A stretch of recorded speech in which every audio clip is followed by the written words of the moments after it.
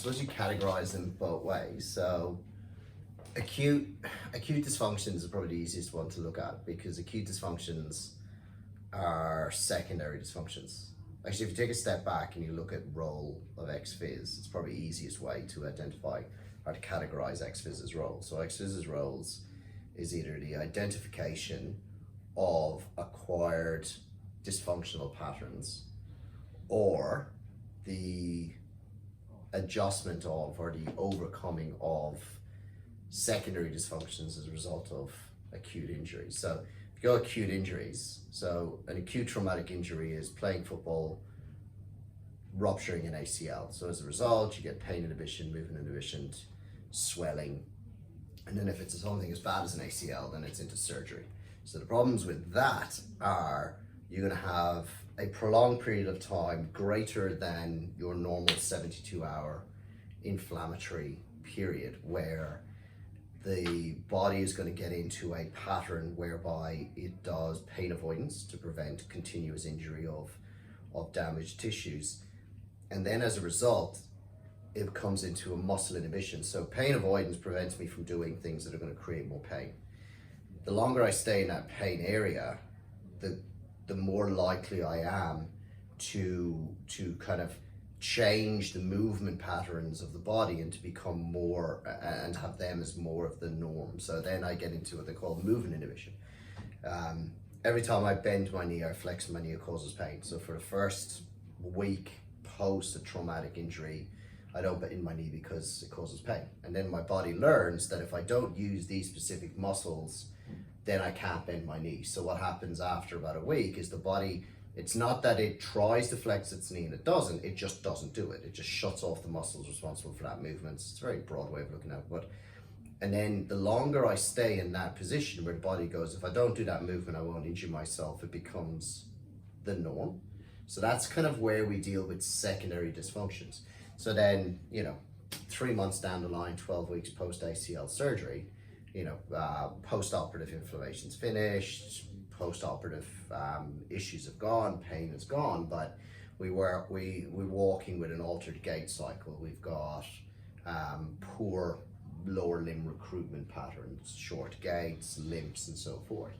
So role of ex-phys from that point of view when it comes to movement dysfunctions or muscle dysfunctions is not necessarily to deal with the ACL rehab, but to go, as a result of the ACL, what are those movement dysfunctions, those pain inhibitions that are going to take place? So your most common perfect example of that is altered hamstring recruitment and decreased upper range proximal hamstring firing pattern, and an over increased or an overstimulated lower hamstring knee flex position because of how it controls the tibial slide as a result of an ACL. So that's kind of the acute traumatic injury dysfunctions, or the secondary, so then you've got that injury that's dealt with here. With the ex-phys, your job is to try to, at the very beginning, mitigate the chances of forming secondary dysfunctions, and then as the rehab process goes on, address the secondary dysfunctions while reintegrating normal movement patterns.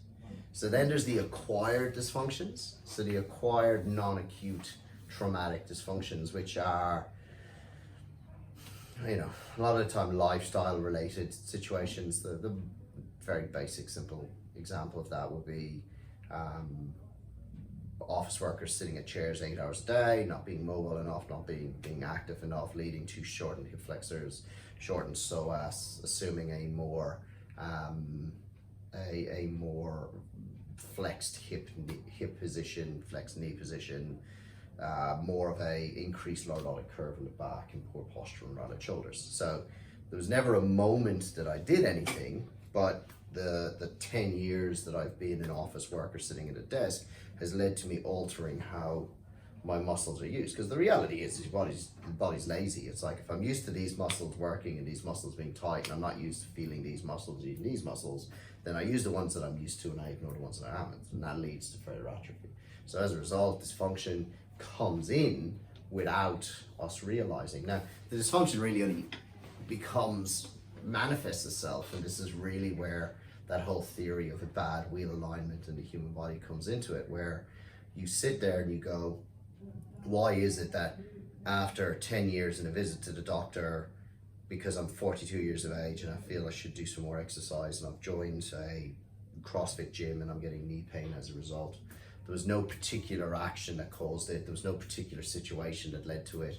It's just, one Tuesday morning I woke up and my knees were a bit sore, and then every morning after that they've just progressively got worse and worse as I've increased the volume of the training load and so forth. So, with that type of thing, that's where you, as I said, you take that wheel alignment, or that bad wheel alignment analogy, where as the more I move, the more I use the body, the faster I drive the car, the greater the strains placed on the tires. So that situation where ex-phys come into it is the primary kind of caregiver, the primary exercise prescription professional, because the goal is then to identify where that dysfunction has occurred from, and then what, as a result, are the compensatory factors relating to it. So the pain in your knees may not be anything to do with the problem. It's merely a symptom of the fact that I have poor proximal hamstring control, poor glute positioning, inability to create decent hip tilt and hip engagement, posterior loading,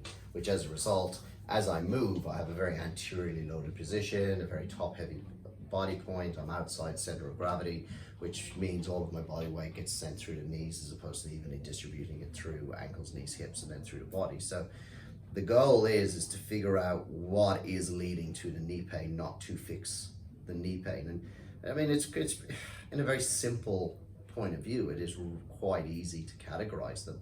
I played rugby, big unit hit me, knee hurts. That's a pretty simple connection to an acute traumatic injury.